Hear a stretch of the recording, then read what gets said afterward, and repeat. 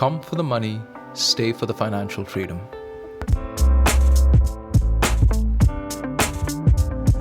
So that's really, you were asking when or how how long it's been.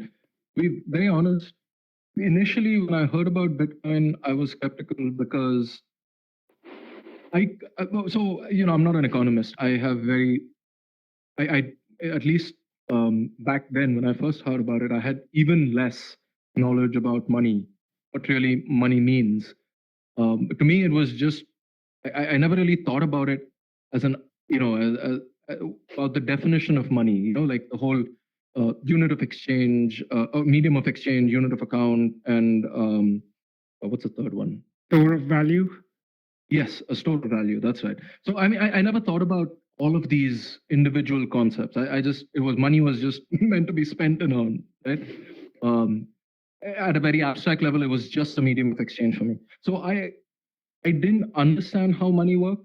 And so when I heard about Bitcoin, my initial question was, what's the inherent value of this? Like, how do I know what it's tethered to? And back then, I was still under the misconception that money and currencies in the real world are tethered to physical value, like the gold sovereign or something like that, right? Now I know better. I mean, thanks to a lot of these educating talking heads, I know a little better. In fact, one of the videos that really, or one of the courses that really helped me was Gary Gensler's course that he took in MIT about blockchain and money.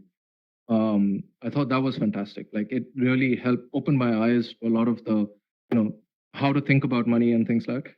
But yeah, so I didn't pay attention to Bitcoin or blockchain for those reasons. But when I started hearing about Ethereum and the idea of smart contracts and NFTs, really, I mean, again, it's interesting. Like your introduction to Bitcoin was through meme culture, Doge before Bitcoin, very ass backwards way to get into it. Mine was not that different in the sense that I also NFTs, like wasn't really Bitcoin. It was the idea that you could use NFTs to sell art. You could use NFTs to represent digital rights and ownership.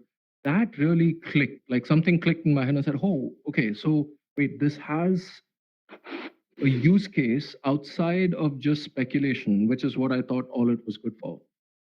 So I think that was like, I feel like what I really want to do is explore how it can be used, not just as a currency or money, but how can this technology really be used to do, some of the things that I was talking about earlier, where you create new markets, you create new economies of scale, which aren't necessarily controlled or dominated by a single person.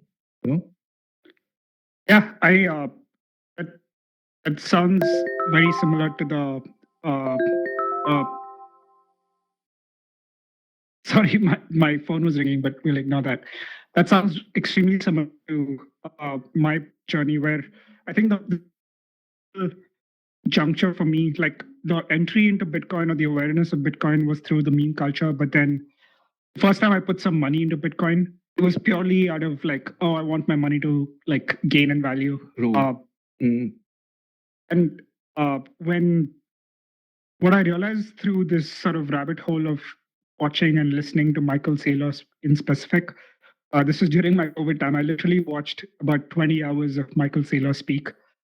And it's just a wealth of information that if you kind of ignore certain talks about is the depth with which he speaks and the his credentials, his past and his expertise just makes a lot of sense.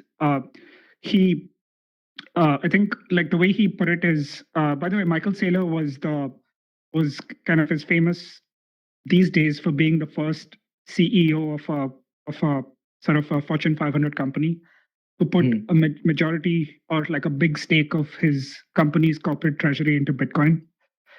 This was back in August 2020. What's that? Even before Musk.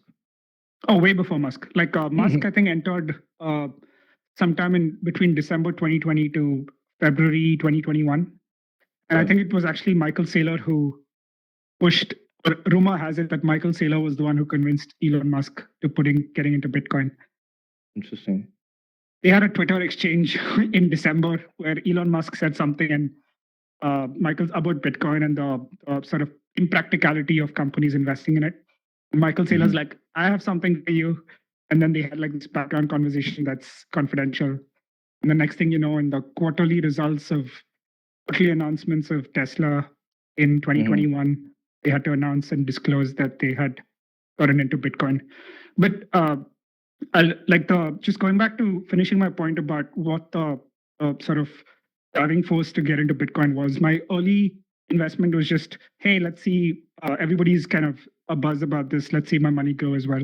So I put in money that I wasn't going to try over if I lost as well. Then as I saw Michael Saylor's his thoughts about Bitcoin, I kind of realized that with the amount of dollar printing that's going on in the US government today, in fact, for the last, I would say 15 years since 2008, the mortgage subprime crisis that happened, and the government's response to it was just print more money. With COVID, the government's response is print more money.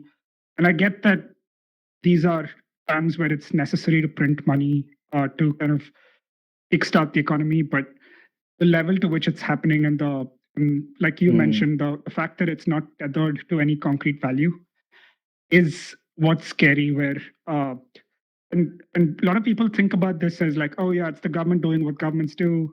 What's the difference to me? It's not going to make a difference to me. But literally, with the rate at which money is expanding in terms of the US dollars, that money, US dollars or whatever currency you have in your bank account as a savings, it's kind of devaluing year over year by 15 to 20%, which is insane. Think about it. Like that means in the next 10 years, you're going to be worth like a small fraction of what it's worth today.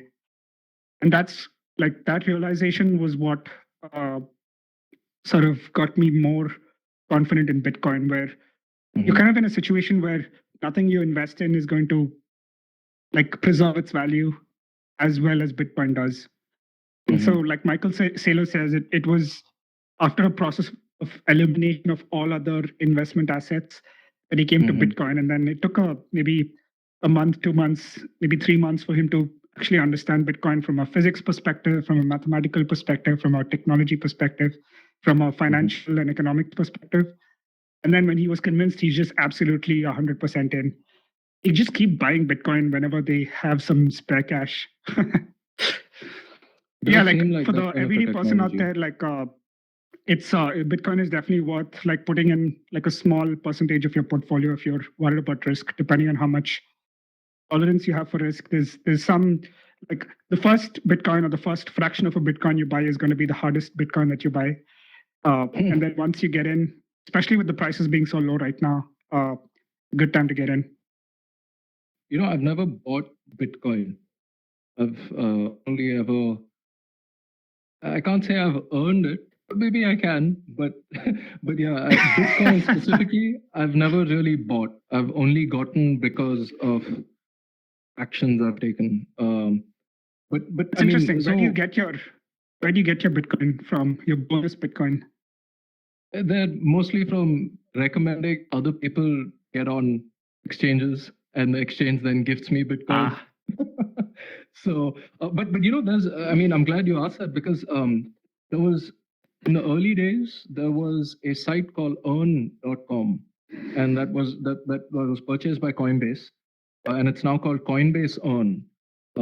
And I think it's if you're not looking to buy Bitcoin, and a really cool way to get into the entire cryptocurrency space is you go to Coinbase and you look up Coinbase on, and essentially what they do is it's similar to the concept of DAT tokens, if you've heard about it, basic attention tokens, where you watch some videos and you interact with some quizzes and some questionnaires or something, and as a result of that you are gifted small amounts of cryptocurrency.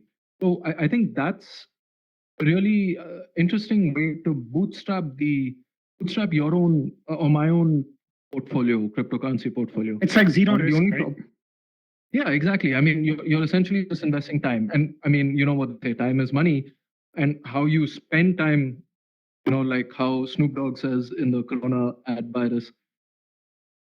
Not the Corona ad virus, but in the in the I was kind of in wondering the where you were going beer with that. Huh? The Corona ad virus. What's the in the Snoop Dogg beer story? ad. You know the beer. What's that beer called? The Mexican beer. I think it's called Corona, right? Corona, yeah. Yes. It's just called Corona. So there's an ad for that where Snoop Dogg says, it's a very valid point. He says, if time is money, then is it not important how you spend it, right? How you spend your time. And yeah, so that's essentially what it is. You spend your time learning about what I feel like is going to be the next revolutionary technology, something that's going to shape how the world lives, works, and plays.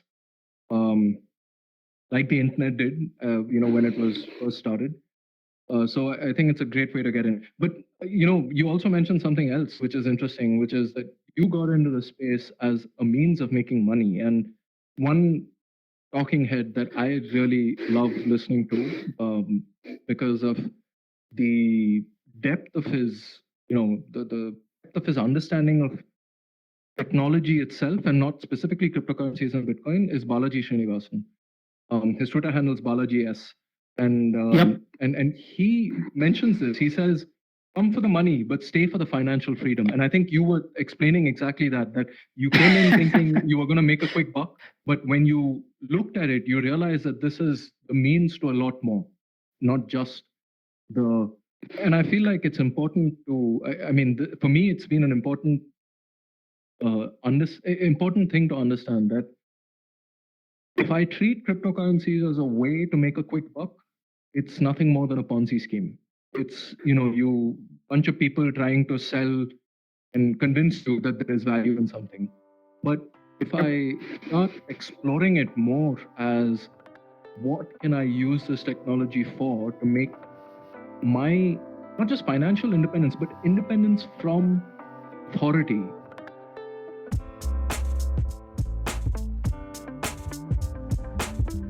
So we went from the god to the state, and this is where Pax Romana comes in, where you have centralized authority telling you how to be human, telling you what is acceptable as acceptable in terms of behavior, right?